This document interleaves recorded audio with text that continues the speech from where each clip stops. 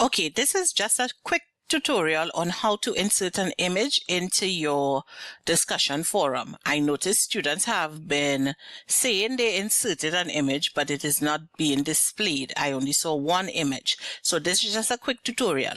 To create an image or an infographic or a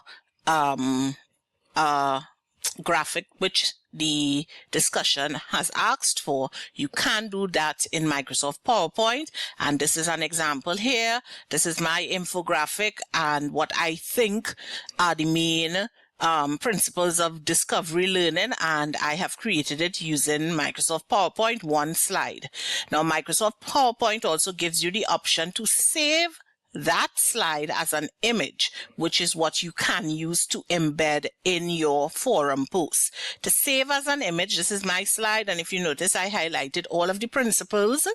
And again, just for clarity, graphic here, it highlights the main theme as well as it gives an explanation and shows linkage to the entire graphic organizer.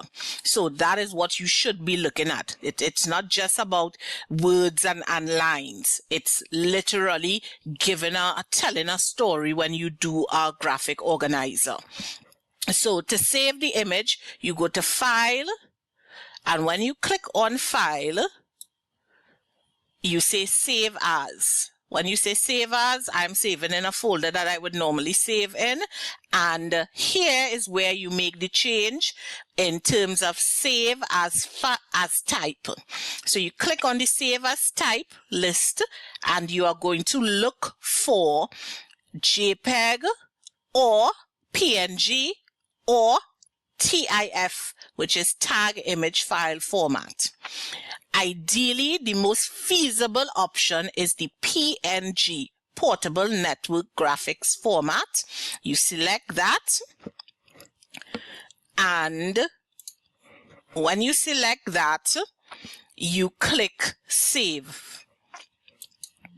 Now, I get this option because I saved it already, and I'm just renaming it the same name, so it just asking me if to overwrite. But in your case, it will save right away and this window will come up. And since I just have one slide that I want to make a image, I just say just this one slide and it has saved my image for me.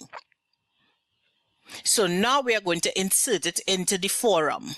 So now we are into the forum, and this is the discussion in which you would need to include your graphic organizer. And here you go to the reply button, click reply. Once you get this screen, I know traditionally you would type your response in here, but this time I want you to click on advanced. When you click on advanced, you get all of the menus associated with your input box. So instead of the basic input box, you get your menus that are inserted, that you can use to insert your image. So you select on image, it's this little square here, click on insert image, and you can just click and drag your image onto the into this space here. That is wherever you have it saved in your Windows Explorer. For example, I save my images in a particular area, and here's where I have it saved. So I have it saved as the Discovery Learning infographic. And now all I'm going to do is click and drag, and it uploads my image. And then I name it.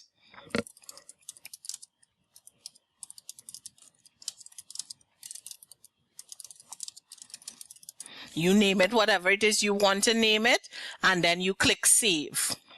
Once you click save, your image is inserted, and you also have the option to resize. So if you click on your image, you will get these solid square dots. These are called your placeholder dots. So you could select them and reduce the size of your image, or select and increase.